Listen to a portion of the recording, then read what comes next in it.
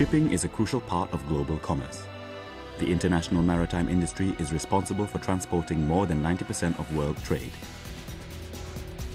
It is constantly changing to meet new commercial demands and to take advantage of new technology. With these developments, there is often more pressure on seafarers. Crews are smaller, turnarounds in port are faster, and there is more paperwork to deal with.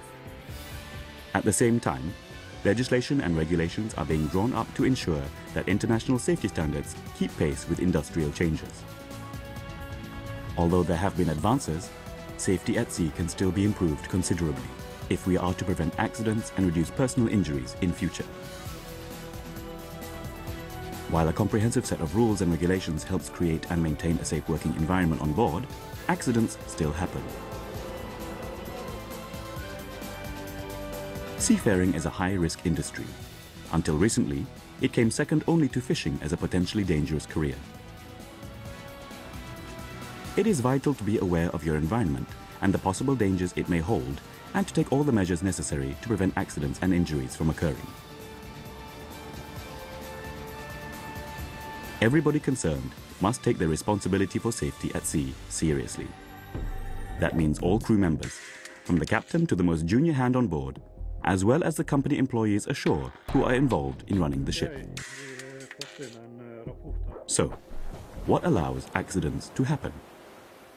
I think that mainly the problem is in the human resources, because of mostly all troubles are happening just due to negligence of the rules which set by companies and by owners on board the vessel.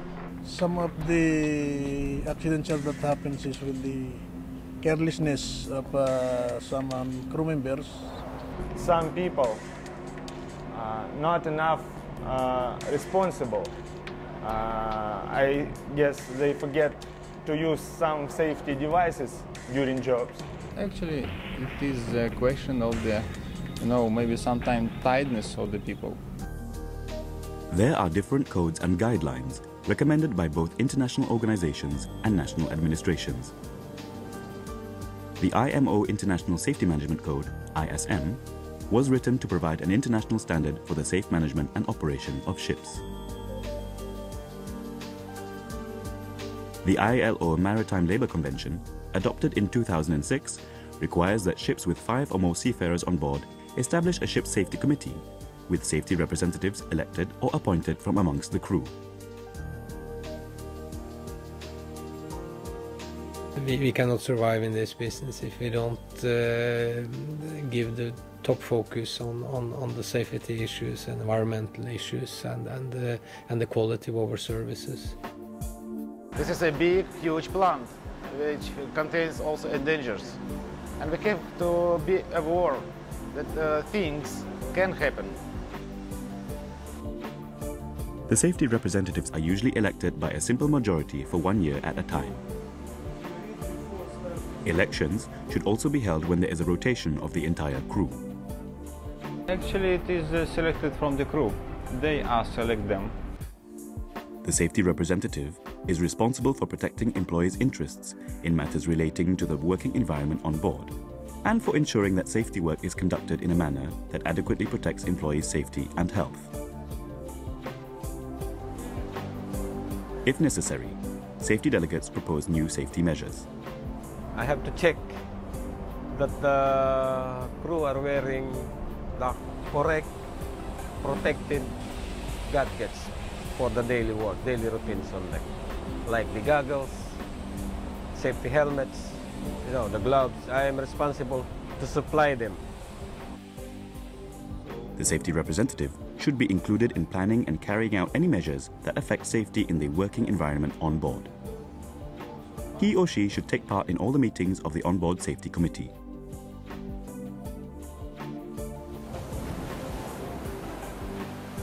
The ship's safety committee should deal with all aspects of safety protection and accident prevention on board. It should look at conditions in rest and recreation areas, as well as the working environment. The safety committee should deal with precautions to prevent occupational accidents, injuries, and sickness, and procedures for investigating and reporting accidents and near misses. The committee should meet regularly to discuss problems or ideas for improving safety on board, and should make sure that reports are sent to the designated person ashore. It is important for all the members of the committee to feel able to present their ideas. The safety representative is the go-between on all issues of safety and health that matter to the crew and need to be raised in the committee or with the safety officer. It's a two-way process. On the one hand, finding out what the crew members think, and on the other, informing them of anything they might need to know. There should be meetings where the representatives can report back to the crew and listen to their comments. So if you have any questions, if you have any comments about... And we talk, we carry out, we make some changes, we request some things if we need to upgrade what we have on board regarding safety. And the captain is always open-handed. You can always talk to him about these matters.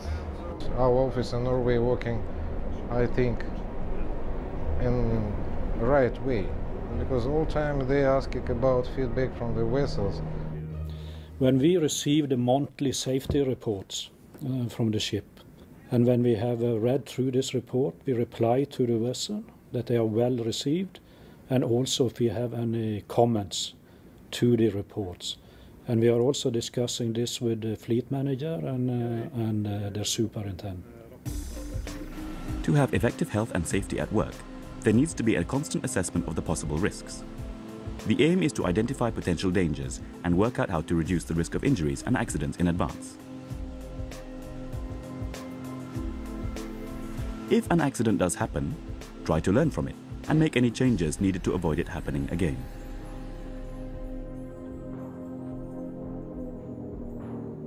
The safety representative is not primarily responsible for the safety and security of the vessel. This is a matter for the shipping company and the captain. The safety representative's main concern is with the safety and health of the people working on board. This means ensuring a safe environment to work, live and relax in. In the galley, this could mean making sure that the cook's complaints about food storage facilities are heard. On deck, it could mean noticing that untidy ropes could cause someone to trip and fall over. The safety representative should make sure that the right safety equipment is supplied on board and should check that there is enough to go round. Protective clothing should be the right size and fit for the job. Every day I ensure that the deck crew are being briefed about what is the job for today, what is the job to be carried out, and at the same time, seeing to it that they were wearing the correct protective gadgets. Sometimes the work schedule is very tight. There can be a lot of pressure to meet deadlines. It can be very tiring. People don't always know when they are suffering from fatigue. They want to get the job done. This can become a problem for the safety of everyone on board. It is important to draw attention to these kinds of dangers as well as to the more visible problems. Don't forget that accidents are just as likely to happen in the living and recreational areas as on deck or in the engine room. The maritime environment makes it difficult to avoid accidents altogether, so it is important to be alert and to take whatever steps are possible to minimize the risk. There are training programs that can help you with what to look out for and how to carry out the duties of a safety representative in a good way. Everyone on board has to follow the safety regulations that apply to the shipping company and on board each individual vessel. This includes working regulations. If a safety representative thinks that an operation may endanger the life or health of an employee, and danger cannot be averted in any other way, the safety representative may temporarily shut down the operation. If I see that the work is not carried out according to the plan and the safety procedures on board, then I can stop this work immediately and advise the shipmate. Seek advice as soon as possible from the safety officer or the captain, who has overall responsibility for safety on board. This is a ship and it is at sea, and sometimes the situations which could arise are not always safe. And then we have a time factor. And of course the leaders of the vessel, they want to shorten the period, and sometimes maybe somebody can provoke people to do something out of rules. Busy people are not always easy to talk to. If it is not an emergency, you may have to wait for a better time. Make sure you are assertive, but not aggressive. Try to be firm about the point you want to make without getting angry. All ships need a positive approach towards a safety culture, so that thinking about safety is just part of daily work. It's a lot easier when there is good teamwork on board and good relationships between the officers and crew.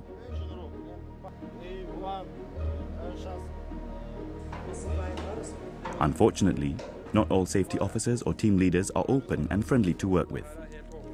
Sometimes it can be difficult to raise issues, even though they affect safety on board. You may need to be patient or choose a better time to speak to the person concerned. In these circumstances, it is important to have the support of other crew members. You should be able to go to the ship's safety officer or the master. If the problem cannot be solved on board, there are other people who have an interest in the ship's safety who could provide support. Make sure you are well equipped to take on the role of safety representative. It is a good idea to work through any company training materials on the subject.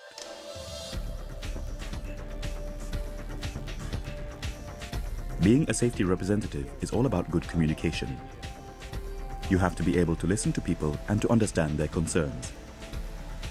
You have to be approachable and open so that they will come and talk to you if they have a safety and health problem. Also, you need to be confident enough to explain the crew's issues to the master and senior officers in the committee. On most ships, the crew comes from more than one country, so you have to make sure you understand each other. You may have to listen carefully and ask your crewmate to repeat him or herself until you understand the point being made. If you are speaking to someone whose first language is not the same as yours, make sure you don't speak too fast or use words they don't understand. The shipping industry today benefits from the skills and commitment of people from many different countries and cultures. For commercial reasons, it has long been an industry with an international perspective. But now, changes in crewing patterns make it even more likely that you will be working together with people from a wide range of cultural backgrounds. You may need to get used to some very different styles of communication. Some people wave their arms and make a lot of noise when they are simply pleased to see you. Others may be very quiet when they are telling you that a terrible accident is about to happen. If you have good communication on board, you will get to know the characters of the people on board and how best to approach them.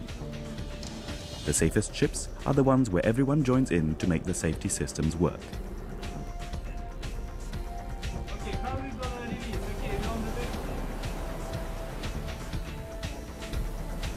Safety representatives carry out a very important role, and sometimes it's a difficult job. That's why it's essential to have all the support you need. There is a range of people with different responsibilities for safety at sea. The captain is ultimately responsible for everything that happens on board.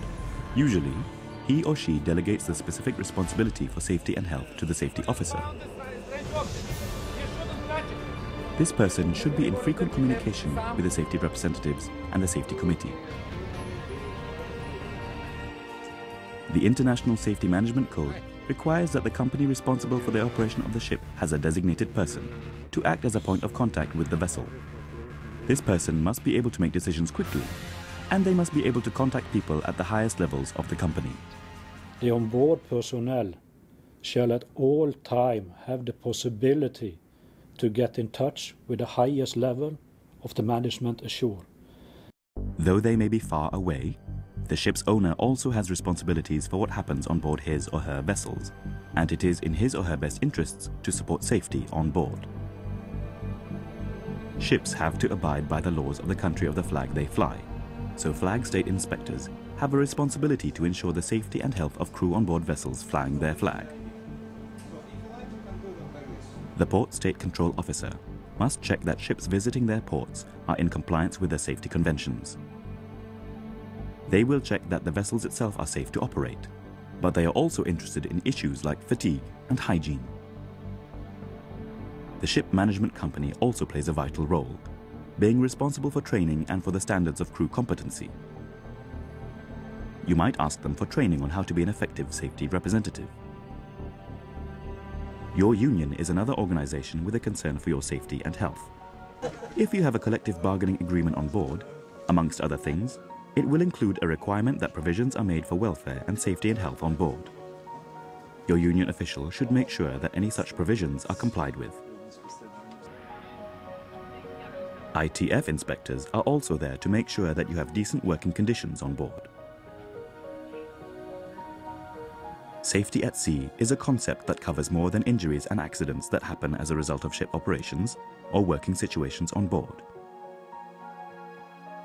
A ship is a community where work and leisure overlap and where good cooperation between the crew and the ship's officers is a must in order to maintain a safe environment.